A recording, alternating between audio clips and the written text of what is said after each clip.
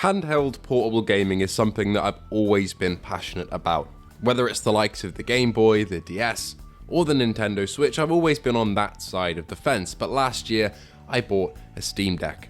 And a year later, in 2025, it has become possibly my favourite handheld that I've ever owned.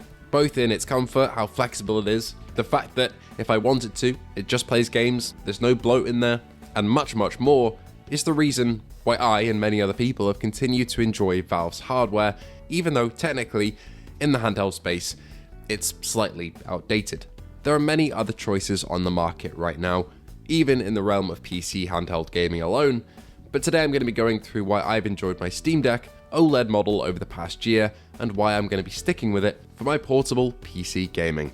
Also, yes, I am sick, that's why my voice sounds like this, just allow it. Anywho, the Steam Deck for me a year later stands out for many reasons, but the one we'll start with is comfort and ergonomics. I love sitting around and playing on the Steam Deck because it just fits my hands nicely. I love my Nintendo Switch Lite, it's really small, I can take it pretty much anywhere, and the Steam Deck, especially in its original case, but we'll touch on that in a second, is quite big to carry around. But one positive of that is that it feels nice to hold. With slightly bigger hands like mine, the ergonomics of this thing are fantastic, and I've used other handhelds like the ROG Ally. I haven't used the new upcoming Ally X, which apparently is quite comfortable too, but the original Ally just feels a little bit flat for me. Same with the Switch, very flat, and the joysticks are pretty small as well, but the Steam Deck just feels right. Customization as well is something that I've really enjoyed. I've replaced the original case with something a bit slimmer made by TomTok. I've got 2 cases sent over by them, both of which I've really enjoyed. I travelled all around Japan with just a backpack, and it slid into the side just nicely there, not taking up too much space, but it justified its size for how much I was using it. And I've also done some replacements on the sticks as well, replacing them with slightly tighter feeling Hall effect joysticks. But if you don't want to do any of this and you just want it as stock, then that's completely fine. If you don't want to delve into stick replacements or button replacements or shell replacements, the Steam Deck as it comes, completely stock, is a great piece of kit anyway. But if you do want to tinker with all that stuff, the Steam Deck is a modder's dream. There's so much you can do here, not only on the hardware side that I've just mentioned, but also on the software side. If you want a different interface, you can do that. I've recently got into emulation as well, and that is super easy. Emulating PSP games, original Xbox games, Nintendo games. There's all sorts you can do here. And if an idiot like me can figure out how to do so, then you'll be absolutely fine. But most of all, it plays Steam games. It's a PC handheld at the end of the day, with all of this added onto it.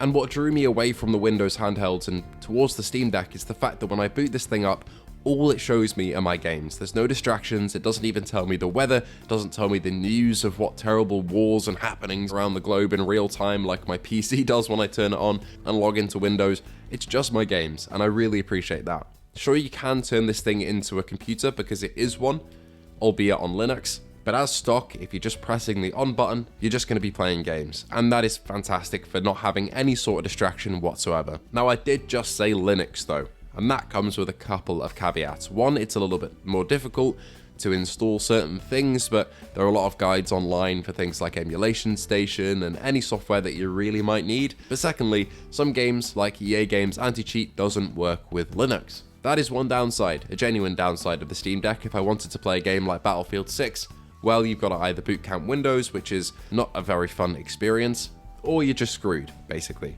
But for pretty much anything single player, and some other online games as well, even the Finals works, Marvel Rivals also, if you're into that sort of thing, they work perfectly. But there's a couple of games which don't, which is a genuine pitfall. But to be honest, I've not really experienced any over the last year of me owning this console where I've really been dying to play it on the deck and I can't. Even games that state they're unsupported most of the time do work to some extent.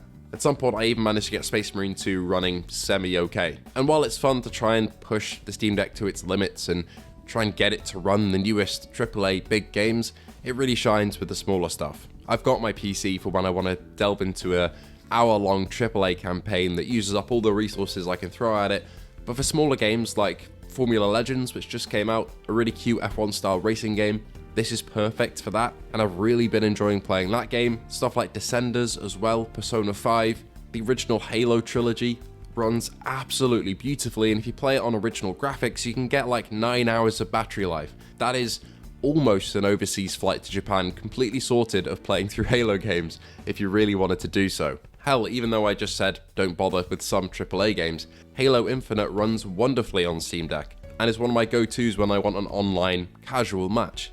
My point is there's a lot that you can do with the Steam Deck, whether you want it for the smaller indies or you want to try and experiment with the higher end games. It's not the most powerful piece of hardware in the world in the handheld space, especially this many years later, but for me it would still be the handheld that I would buy today if you had to make me choose. 1, because of its price, 2, because of how versatile it is, and 3, because of how comfortable it is for someone with slightly larger hands like me. That being said, I am very much looking forward to Sony's handheld when it drops. My PlayStation library is massive even compared to my Steam library, so I'm definitely looking forward to that. But as it stands, being able to play my Steam library anywhere that I want a year later has been a real godsend. And if you haven't picked up a Steam Deck and at this point in time are wondering if it even is worth it, it'll probably be a little while till the successor hardware is announced, so go and pick one up. It's on sale at the moment, the LCD model, so please go and do so.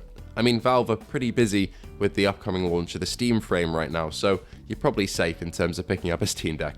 Anyway, thank you all so much for watching, and I hope to see you all in the next one.